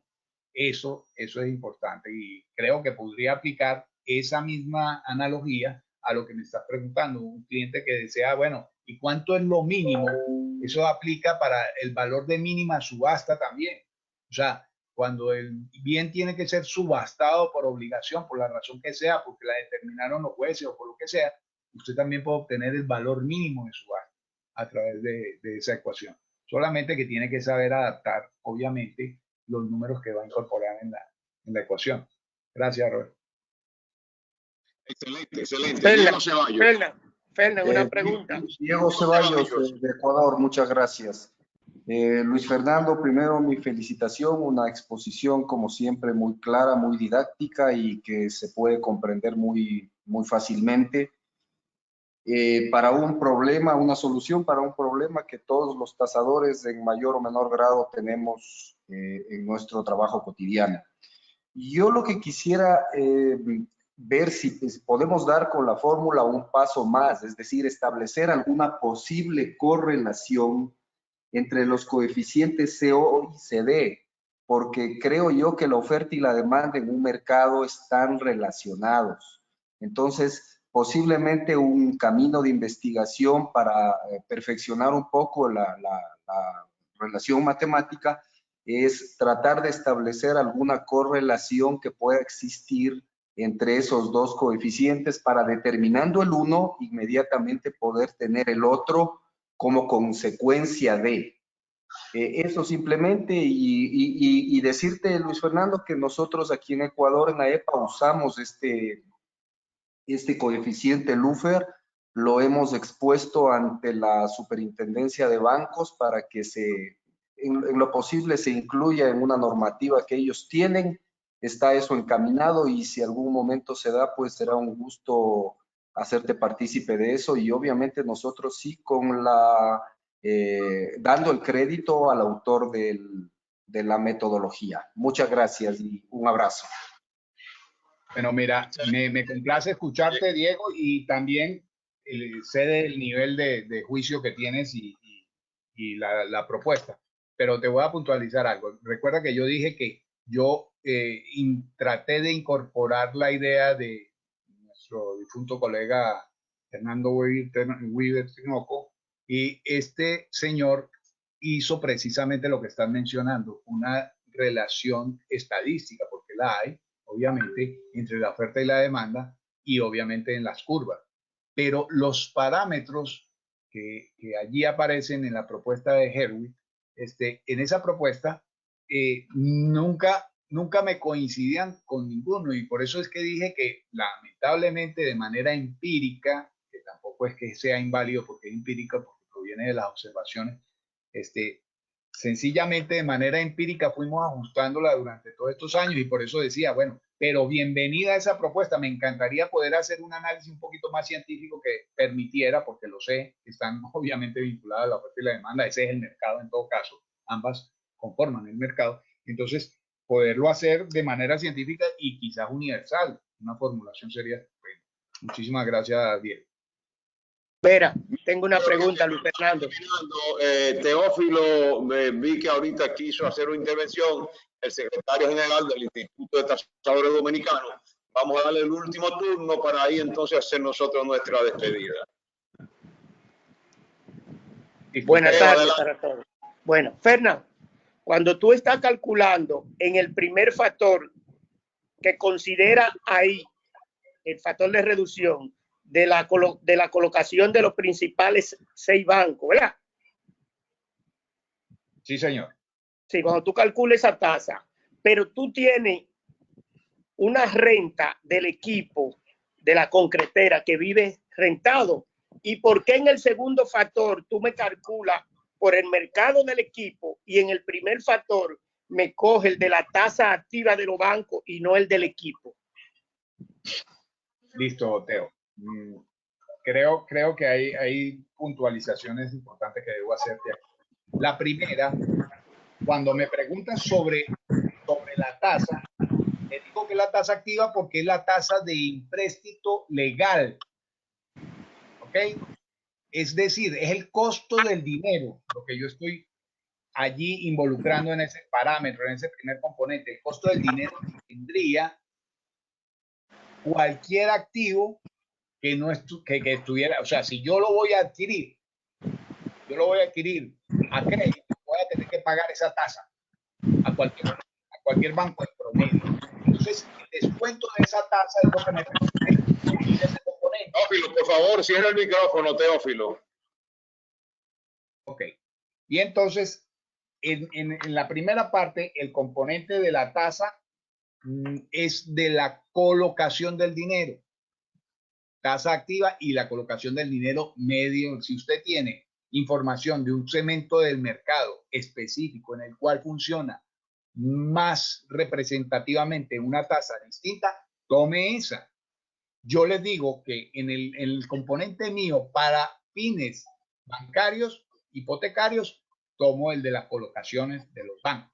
Pero no quiere decir, y por eso hacía el énfasis, que ustedes la pueden corregir, adaptar, modificar como ustedes piensen que es más pertinente, si en el segmento del mercado en el que usted está haciendo la tasación aplica más una tasa distinta a el promedio de la tasa activa de las colocaciones bancarias, pues seguramente será mucho más acertada el dictamen tuyo. Ahora, con respecto al segundo componente, no estoy tasando la capacidad de ingreso de esa máquina. Si yo lo hubiese hecho por capacidad de ingreso a esa máquina, valdría 3 veces lo que estaba solicitando en préstamo.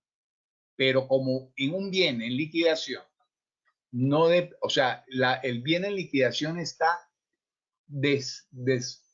desprovisto de toda la posibilidad de la generación de esos ingresos futuros y tiene que ver con un valor intrínseco, no con un valor de inversión.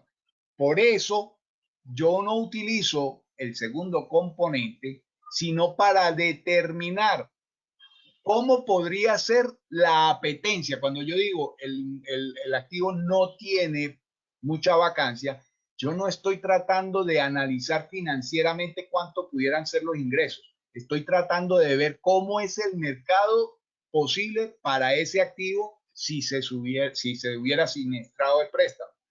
Esa es la razón por la que utilizo el segundo componente en ese tipo de equipo, para determinar cómo incidiría el componente apetencia del mercado para ese activo. Es la única razón por la que lo utilizo. No lo utilizo para otra cosa, ni mucho menos. Muchas gracias. Gracias, Fernando. Gracias. Vamos con las preguntas. Cualquier otra pregunta adicional se la pueden mandar tanto directamente a Luis Fernando, creo que aquí todo el mundo tiene o el chat o el correo de Luis Fernando, o nos la puede mandar a nosotros al listado y nosotros hacemos llegar a Luis Fernando. No obstante, quiero, antes de darle la despedida formal a Luis Fernando, anunciar que el próximo miércoles a las 5 de la tarde tenemos una importante charla con el licenciado Miguel Ángel Hernández H., que participó ahorita ya haciendo preguntas, la cual se llama la perspectiva del sector inmobiliario en la República Dominicana en lo que resta del año 2020 y el año 2021. Es una charla muy importante porque con lo que nos acontece hoy día tenemos todas las dudas de qué va a pasar con el sector inmobiliario. Y esperamos tener algún tipo de respuesta con esta charla. Luis Fernando, tú no te imaginas lo agradecido que estamos nosotros todos, que está listado y que está América contigo con esta charla. Es una charla muy importante, creo que nos pone a todos en un reto de en cada uno de nuestros países ver cómo adaptamos, y tal como tú nos lo pedías, cómo adaptamos la metodología, tu metodología a los parámetros nuestros, que era lo que ya hablábamos ahorita, de hacer inclusive una comisión aquí para eso. Nosotros como Estado estamos en la mayor disposición de poder ser los mediadores en esa comisión y poder adaptar la metodología LUFER a lo que es nuestro medio. Muchísimas gracias, infinitas gracias, y gracias a todos los que participaron en esta importante charla. Muy agradecido para todos ustedes por el tiempo dispuesto y les voy a ser más agradecido aún cuando me hagan llegar el feedback, que es el que me motiva a hacer este tipo de participación. Un abrazo para todos, cuídense mucho, se les aprecia, se les quiere. Hasta pronto. Abrazo, adiós. Abrazo.